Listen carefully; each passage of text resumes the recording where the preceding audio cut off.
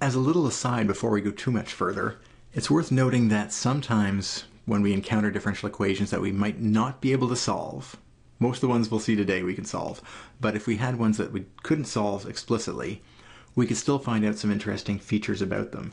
In particular, looking at equilibrium solutions for a differential equation.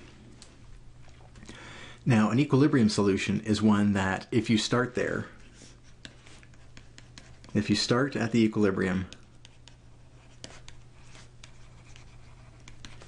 you stay there. And you can think of this as a pendulum. If you leave a pendulum hanging straight down, it will stay hanging straight down forever. It's somehow happy there. Maybe happy is the wrong word. It's content there.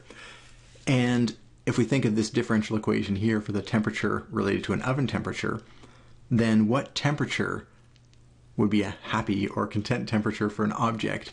Well, I think it's pretty clear that if we had a temperature of 200 degrees, well, then nothing would change. If I was at 200 degrees and the oven's at 200, there wouldn't be any heat exchange, and so the temperature would be constant. Well, actually, if we talk about that constant idea, then we're looking for H being a constant solution. And if H is a constant solution, then what can we say about the derivative of H with respect to time? It must be 0. If we're talking about a constant solution, then its derivative or rate of change must be 0. And that's actually how we can solve for the equilibrium values. We can solve for equilibrium solutions by setting the derivative, in this case here, dh dt equal to 0, and seeing what happens. Well, if dh dt equals 0, that means 0 is negative 0.25, h minus 200, and of course we can divide both sides by the 0.25, and we're going to get h equals 200 is, let's phrase it two different ways here, is or the only equilibrium temperature.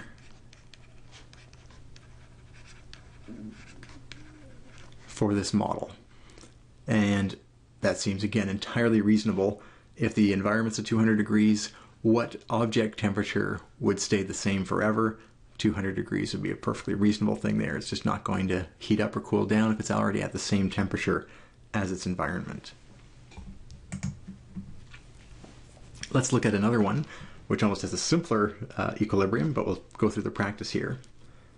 Imagine water leaking out of a cylindrical tank, a reservoir, under the force of gravity. It's actually not too complicated to use some physics and arrive at a differential equation that says the rate of change of the depth of the water, or the height of the water, h, is proportional to, as it constant times, root h. And notice we also put a negative sign in here for clarity. If h is the depth of the water, then the depth will be decreasing. Imagine a tank like so. The depth h will be decreasing with time if there's any water in there at all to start with. We'll take a look at this equation later on. It's a nice separable one. But for now, let's just get some practice looking for the equilibrium levels. So at equilibrium h levels, dh dt is going to equal 0. Well, then we can sub that into our equation and say, well, what consequence comes from that? Well, we're going to have negative k root h equals 0. This k is some constant to do with the size of the hole or the leak, and so we would get h equals 0 is the only equilibrium depth. Now, very much like the oven, that makes some sense. If I have water in a tank, if there's a hole, it's always going to be going down at some rate, except for the special case where I have a nice empty tank. If the tank is empty already, it just stays empty forever, and that's the way it is. So that's a perfectly valid equilibrium solution for this kind of model. equilibriums make good reference points sometimes for analyzing differential equations and the solution spaces for them.